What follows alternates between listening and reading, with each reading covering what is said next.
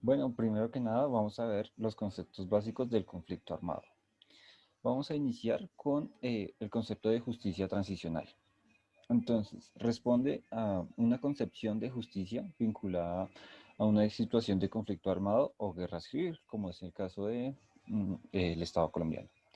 Entonces, esto consta de mecanismos y herramientas para hacerle frente a la violación de derechos humanos y así poder garantizar la justicia, la verdad y la reparación.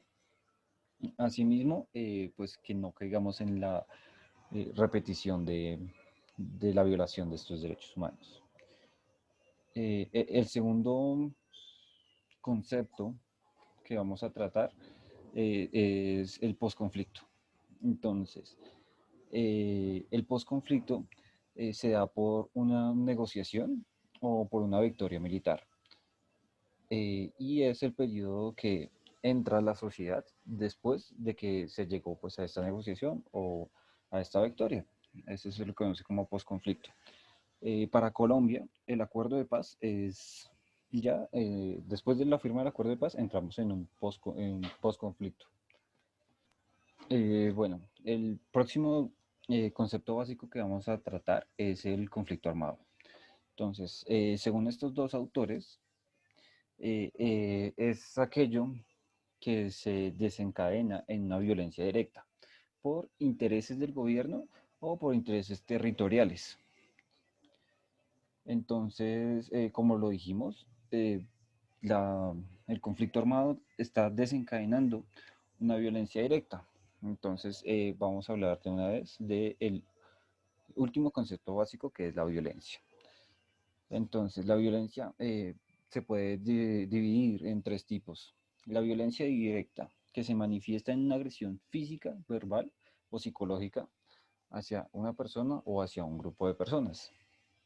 La violencia estructural eh, es una violencia que se manifiesta agresiones hacia las sociedades, hacia políticos o hacia las economías. Y para finalizar, la última violencia es la violencia cultural, que pues los ejemplos más claros de esta violencia son la violencia religiosa o una violencia ideológica.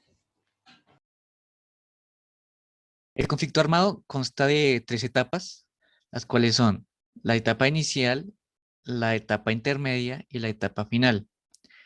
La etapa inicial consta de ocho puntos básicos, los cuales son los actores directos, indirectos, las dimensiones del conflicto, la intensidad de escala del conflicto, recepciones de los actores frente al conflicto, el poder de los actores, el mapa de actores a nivel de poder a intereses a solucionar el conflicto, distribución de poder en las triadas y paradigmas de paz. Sin embargo, en el texto solo se profundizan en tres, ya que son los que más logra analizar, o sea, de forma más detallada el conflicto en Colombia. Eh, el primero consta de los actores directos e indirectos, consta de la guerrilla y del gobierno colombiano. El segundo, dimensiones del conflicto. El, el Centro Nacional de Memoria Histórica, CNMH, realizó un informe llamado Ya Basta, el cual recopiló el número de víctimas y las zonas donde más fueron afectados por el conflicto en Colombia. Las víctimas fueron 6 millones los desplazados, 932.720 homicidios, 213.694 amenazas, 152.455 desaparecidos y 152.455 desapariciones forzosas.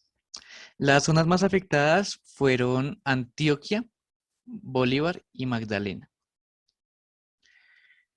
Para el tercer punto, que es la intensidad y escalada del conflicto, nos muestra los picos más altos y bajos que tuvo el conflicto armado en Colombia. En esta etapa, las discusiones fueron mucho más intensas, ya que ninguna parte quería retroceder y eh, esto es proporcional al número de masacres que hubo en la época. Colombia tuvo un pico mediano en el año 1988 a 1992 y tuvo un pico más alto de masacres entre 1996 y 2002. Seguimos con la etapa intermedia, la cual inicia con las negociaciones de paz y termina con una firma de algún acuerdo de paz. En esta etapa se encuentran similitudes entre ambos actores del conflicto armado, los cuales serían: la construcción de paz es un asunto de la sociedad en su conjunto. El Estado debe promover el respeto por los derechos humanos. La paz y el progreso están ligados al desarrollo económico como justicia social. El desarrollo social como equidad permite crecer como país. Y por último, como última similitud, es que es importante ampliar la democracia para lograr bases sólidas.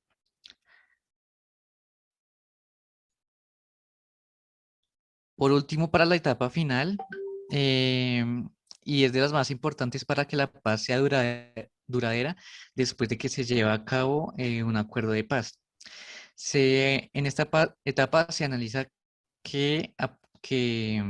a partir de dos consideraciones, las cuales serían perdones responsabilizantes, el cual tiene como objetivo lograr un equilibrio entre exigencias de justicia y perdón. La otra consideración sería las transiciones democráticamente legítimas, el cual tiene como objetivo garantizar la participación activa de la sociedad civil en general.